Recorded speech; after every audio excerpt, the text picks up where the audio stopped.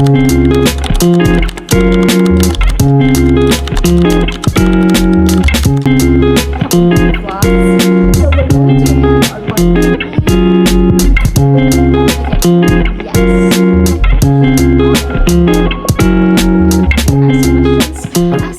welcome back to my vlog, and this is your part 2 of frequently asked questions as a new virtual assistant. So again, this is your rockstarvasera, and I've been a virtual assistant for 10 years, and I'm happy to share some of my experiences, my knowledge, and I'll try my best to answer your questions. We have a lot, actually, marami tayong mga tanong dito, and I'll try my best to answer them. Pero bago yan, of course, I wanted to acknowledge, alam ko na napapansin niyo na nagpagpit ko ng hair. I just chopped like a few inches of my hair. Sobrang haba na kasi ng hair ko. And I really love the color of my hair. This is what I really wanted to achieve. So shout out kay Kyle from Kyle Salon de Molino. Thank you so much. Okay, so let's start, guys. First question is, paano po kayo nag-start pagiging virtual assistant? I remember I created a vlog about this, kung paano ako nagsimula, but just to like summarize, I did started as a virtual assistant 2014. So after a 10-year experience from the BPO industry, I decided na mag-work from home, and I said na, sige na, try ko nga, baka naman makakuha ako ng trabaho sa bahay. But then again, hindi talaga madali back then kasi hindi pa masyadong nagbo-boom yung virtual assistant industry. So, wala talaga masyado pang knowledge, wala masyadong resources for me to learn. So, ang alam ko lang is the Odesk, alam ko lang is your doing online English tutor, yung mga ganung mga type. And then, I landed out in a VA company. And then sabi ko, try ko mag-apply. Then luckily, I applied. I passed the interview. I passed the test, the training and all that. Medyo mahigpit sila sa training. So talagang, they wanted to see if you really have the skill. Ang skill ko lang naman talaga is that I'm good with like communication skills. At the same time, administrative skills. I follow directions. Yeah, mabilis ako matuto, mabilis ako matrain and all that. And so I got hired and I stayed there for a year. But yung company na yon is more of the real estate industry sa US. So dahil wala pa akong alam, like zero knowledge of the US real estate, kasi sila usually yung mga pinibagbat sa mga US realtors, investors, brokers, they're the ones actually hiring for a virtual assistant. Sila yung nag-offshore ng mga BA sa Philippines. So, parang sabi ko, kaya ko siguro. And then I tried. And then I stayed for the client for a year. And then after a year, I decided to be a freelance. Mas gusto ko nang i-manage yung sariling time ko and all. So, doon ako nag-start, 2014. I already did, a couple of work sa company na yon as a virtual assistant. So, let me know if you have questions more kasi I can discuss it. Medyo marami pang makakwento, pero let me have still more details about that. Then, let's jump into our second question. All right, and then second question is, what was your first virtual assistant job? So, honestly, my first virtual assistant job was an English tutor. So, I applied as an English tutor, and then ang mga students are not kids, but these are professionals, like mga managers from Japan, and also tinuturuan ko sila mag-English kasi feeling ko doon ako magaling yung magturo, matyaga, and all that. And I stayed there for a year, and then like I said earlier, nag-apply ako sa VA company, and I landed as a real estate virtual assistant. So more on some real estate industry ng US, and then I applied as a cold caller. I did outbound, inbound, basta calls, and all that. And then eventually, I became an admin, so mga documentations, mga emails, and all that, and then social media. So, yun yung initially mga una kong trabaho as a virtual assistant. Okay, next, let's go to the next question. Magkano ang first pay ko as virtual assistant? Okay, magkano daw yung first pay ko? I mentioned this from the last vlog na ang rate ko, ginawa ko siyang $3. So back then, it was 150 pesos per hour. So, yun lang. Kasi wala pa ako masyadong experience. And I really don't know if this is something that I will be interested. Pero, wala pa ako kayang iyabang sa client, diba? Kahit alam ko na I came from a BPO and I'm good with this and I'm already a manager and all that, still, iba pa rin yung qualifications na kailangan ni client. So, I'm not sure if I can meet that qualifications. Medyo, pa ako, like second thoughts pa ako para magpresyo talaga ng mataas. Although, from the BPO, malaki na talaga yung sweldo ko. Pero kasi, dahil this is a new industry and this is actually a new job for me, I'm not that confident pa. So, I started out $3. $3 lang. Makakuha na ako ng client. And then eventually, I'll work my way up.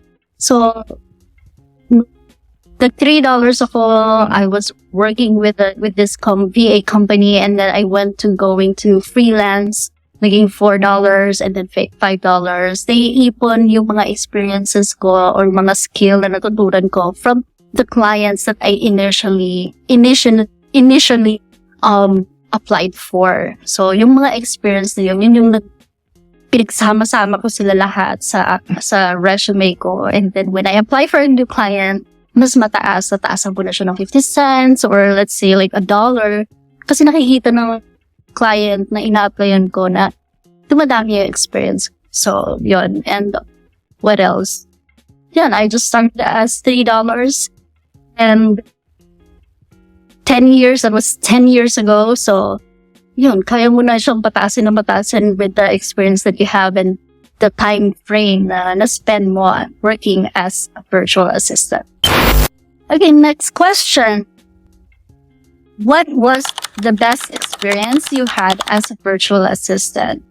Best experience? I guess more on dahil nga marami na akong naging experience working with the client as a virtual assistant. So parang na-excite ako. Like I think the best experience that I can say is that I found what I'm capable of.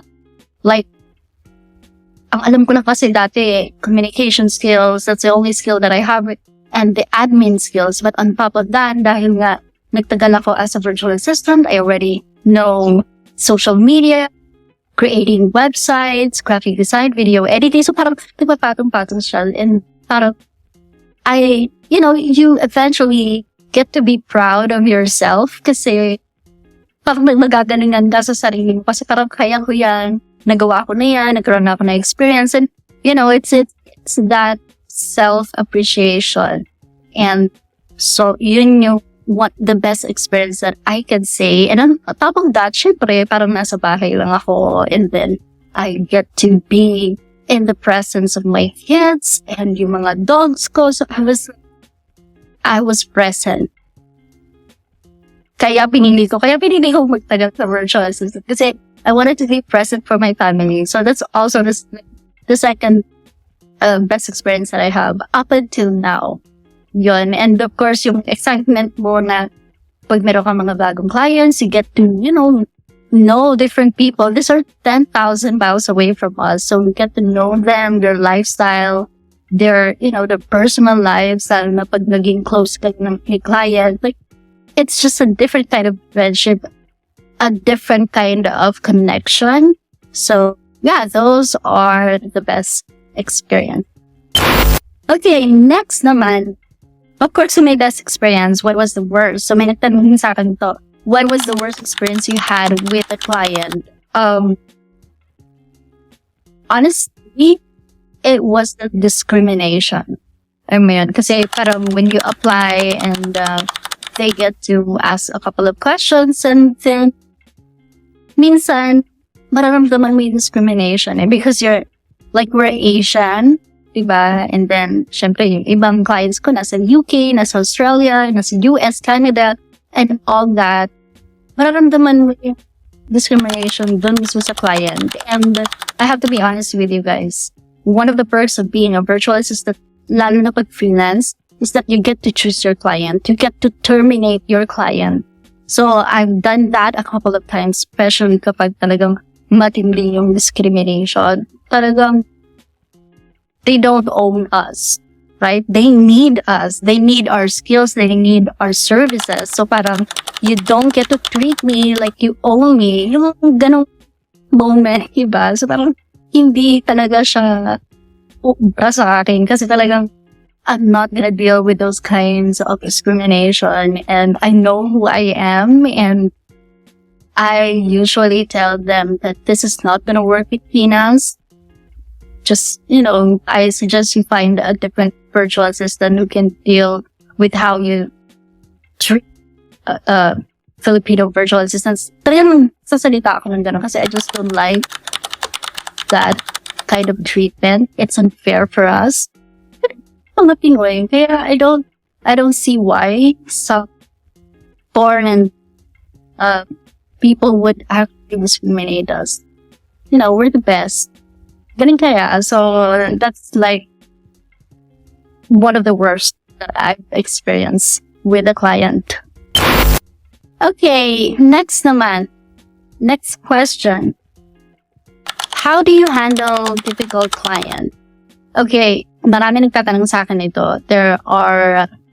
It's not new na magkaroon ka ng difficult client. Like, in your virtual assistant journey, there will be a couple of difficult clients. But it really depends kung ano yung level of difficulty. Like, siguro, like, difficult clients when it comes to English barrier, when it comes to, comprehension-wise, hindi kayo nagkakaintindihan, and then you guys are not in the same page.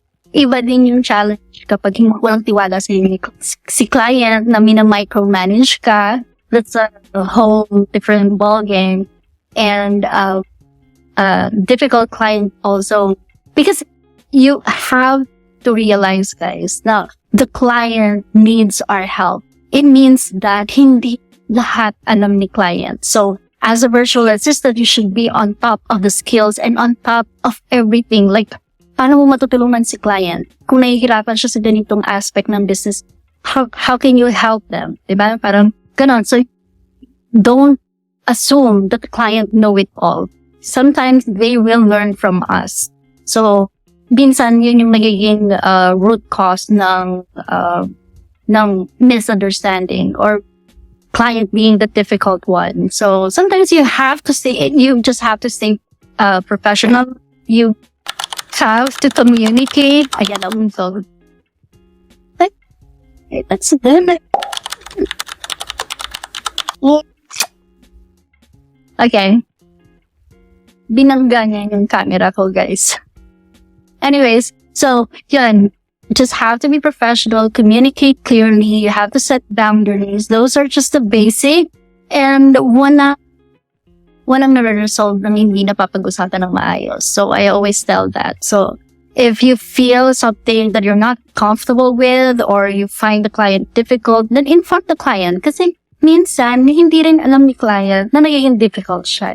Diba? So, again, being a virtual assistant, working with the client, it's teamwork. So you have to be upfront, tell the client how the situation is making you feel.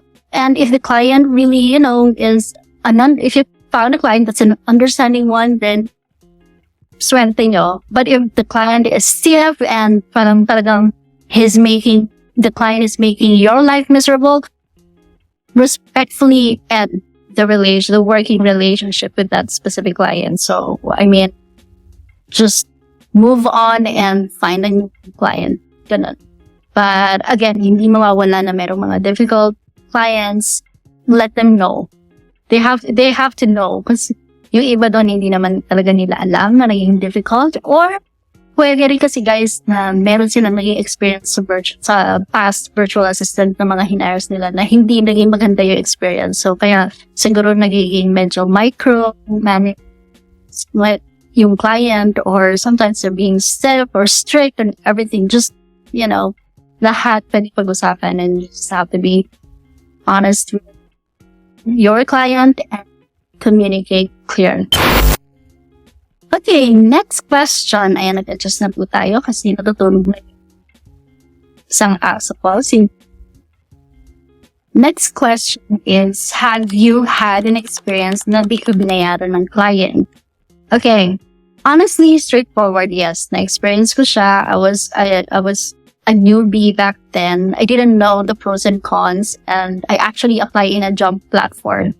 And then eventually, hindi ako nabayaran. It's a project-based, so parang like 2 months ko siyang pinagtrabahuan, and the agreement is babayaran niya kapag natapos ko. So hindi ko, I was naive when hindi ko binasa yung mga terms and all, like contracts and all that. So nahirapan talaga ako noon kasi I was expecting, syempre sino ba naman, di ba? Nakakabadal talaga yun. Pero yun, it happened and I learned my lesson, and moving forward, I do not approve of the work now, pay later. I don't. I tell the client that I would rather do the bi-weekly pay or weekly. Yun usually I prefer ko, but never at the end of the month kasi mahirap na, guys. Kasi syempre meron tayong mga bills. Hindi naghihintay ang mga bills natin. So kailangan natin maging upfront. And if that is the payment condition or payment terms ni client, then again, it's free to end or not continue the job and just find a more, more standard paying client. Question is, for 10 years, what was the best lesson you learned in this industry? Okay, so for 10 years, what was the best lesson? Siguro, just persevere. Kailangan talaga, guys, matyaga. Like not sometimes kapag nag-apply ka, hire agad. Can happen to anyone, but it can also take time. Lalo na pag bago ka pa lang na virtual assistant. Medyo matagal bago ka ma-hire, pero tsagain mo lang. I know you're gonna land with the client, and you just have to always prepare yourself, never ending learning talaga pag naging virtual assistant ka. And kahit sabihin mo na magaling ka sa skill na to, pag hinar ka ni client, it can be a different story. Kasi iba-iba yung working relationship ni client, iba-iba din yung parang idea niya, iba-iba yung gusto niya, iba-iba yung branding, iba-iba yung products or services na ina-offer ng client mo. So iba-iba lagi yung approach. So either, let's say for example, you're a virtual assistant in the real estate industry of US, kahit inong realtor pa yung makatrabaho, iba-iba pa rin sila ng practice. So you will always adjust new clients and you will learn. And the good thing about it is that you're gonna learn a lot from one client to another. Sobrang mahasa ka, matututo ka. There's always gonna be new learnings on every client that you're gonna work with. So it's one of the fulfilling moments na pwede mo ma-experience. But I guess the best lesson is kailangan mo lang talagang tsagain na if this is really something that you want, then just go for it. Do and everything in your power to learn the ropes, learn the details, learn the strategies para ma-hire ka ni client. Okay, next question is, what advice can you give to a mom like me who wants to be a virtual assistant? Okay, I'll go to the specifics. So if you're a mom and ang mga anak mo ba is maliliit pa, like are they toddlers? Kasi if your kids are toddlers and you want to be a virtual assistant, medyo hindi siya like fit for an inbound, outbound, cold calling, yung anything na nagko-calls. Kasi syempre, may maingay sa background, di ba? And some clients are strict with the background. So, pwede mong applyan dyan, data entry, pwede rin siyang flexible na job na pwede mong mahanap like social media. Kasi pag flexible, at least hindi ka nakaupo like for 4 hours or 8 hours. kasi nga may schedule. Pero pag flexible ang schedule, anytime pwede siyang gawin, it means na mas flexible sa'yo, lalo na sa bahay, kung meron kang gagawin or meron kang, alam mo yun, alagaan mo yung anak mo, you can have that flexibility. At the same time, you can also work and earn while you are at home. Pero kung malalaki na naman yung mga anak mo, like mine, malalaki na yung mga anak ko, so I can apply any type of job that I want to. Like I can take in calls, I can do admin, I can, apply for a flexible hours or a scheduled working hours. So, flexible na yon. So, it really depends. Pero, kung isa kang mommy, and you really wanted to be a virtual assistant, this is actually a good opportunity for us mommies. Kasi, like, you're doing the role as an additional provider sa bahay nyo, and at the same time, you're also doing the role as a mommy kasi you're present. You're always at home and you can see, makikita mo na yung mga anak mo. They're growing up fast. So, at least na-witness mo yun without sacrificing the job that you love. So, this is actually perfect. Perfect in this para sa mga mami na katulad ko. Next question. Can you see yourself working from home as a virtual assistant for a long time? Yes. Isang malaking yes. Oo naman. Lalo na if this is something that I am going to learn new stuff, new things. Alam mo yun, kasi ako yung tao na I wanted to learn a lot. Like, it's a never-ending learning for me. So, gusto ko yun. It's actually a challenge, but at the same time, it's a blessing for me na pag merong bagong dapat matutunan, and lalo na yung mga uncomfortable stuff or medyo mahirap na trabaho, doon ako message a challenge. So, as long as there are opportunities, I'm gonna grab them. As long as I'm happy with what I'm doing, I'm gonna grab them. Pero siguro kung meron akong babaguhin, guys, siguro I'll do more of the morning virtual assistant work schedule. Kasi sobrang tagal ko na sa graveyard, sa night shift. So I wanted to just tweak a little, still be a virtual assistant, but I'll rather choose like a morning or a day shift na work para bumalik sa normal yung sleeping patterns ko. So that is what I'm looking forward in just a couple of years. So yun yung But yes, the question is yes, as long as may nag-hire sa akin, as long as meron pa akong ma-offer the services, yes, I'm going to be a virtual assistant for a long time. Okay, and lastly, what services do you offer? May nagtanong nito. Okay, services that I offer is I offer social media, content creation, I do management as well, and also, I offer administrative skills. I support startup businesses. And I also do trainings. Nagtatrain din ako for virtual assistant. Yung mga wala pang idea sa virtual assistant or parang gusto lang nila ng isa pang step from the training or from the knowledge that they have. Gusto pa nilang mag-boost. This is the best training that I can offer you kasi I really wanted to help out kung sino yung mga gusto pang mag-virtual assistant. I'm going to drop my socials at the comment and just follow me, message me on Facebook, Instagram, LinkedIn, or in this YouTube channel. So don't forget to subscribe. Syempre, subscribe kayo guys. Subscribe. We're going to upload a couple more vlogs. So we're going to end our part 2. Kung meron pang mga questions, just throw them and I'll set another vlog for those questions. But right now, I'm going to end this vlog and I hope guys na nasagot ko. Mas medyo personal yung naging questions ngayon. Kaya ginawa ko siyang separate from part 1. And I hope you watched that too kasi sobrang very straightforward din ang mga sagot ko nun. Pero this one is more personal and I really appreciate everyone who ask questions and are really eager to learn more about the virtual assistant. Don't forget to subscribe, of course. I am your rockstar VA, Sarah. And yung pala, may tanong pala sa akin na, bakit rockstar? Bakit ka ba? Pakista ka ba? Hindi guys. Hindi po ako kabakanta. Hindi. I'm not in the band. I am not, Usually, kasi back then, when you are a multi-talented virtual assistant, they call you as a rockstar virtual assistant. So, kinuha ko yon and I named it to myself since, ewan ko, self-entitled at feeling entitled.